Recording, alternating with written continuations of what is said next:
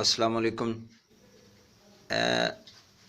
असी utility store तो utility store Nankana साहब तो आटा लियांदा है 20 किलो का थैला है।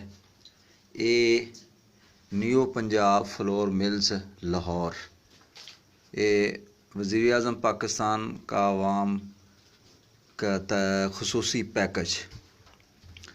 तो ये आटा 2-3 दिन इस्तेमाल किया तो जे मैदा खराब होया तो इनू चैक किया है तो ये विचों रबट आटे दे विचों रबट जिहड़ी है वो बरामद हुई है। ए देखो ए आटा है,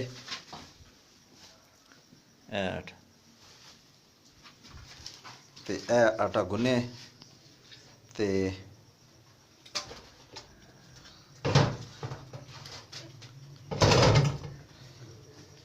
चला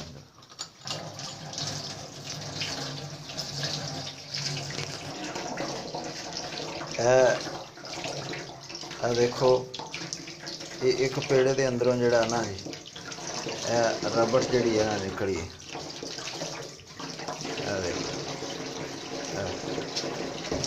रबट जी है ना बरामद हुई है। यह बाजारी आटा new Punjab flour mills Lahore का आटा यूटिलिटी स्टोर पर विक रहा है। ये अंदर रबट है, ज़रा देखो रबट है, रबट इसके अंदर रबट है। खोलो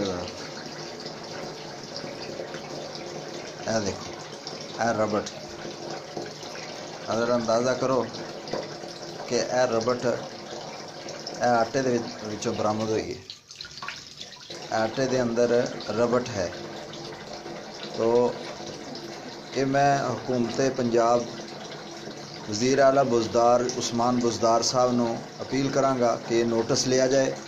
ये अवाम दे नाल बड़ा जुल्म किया जा रहा है कि अवाम नूं आटे दे अंदर रबट खिलाई जा रही है।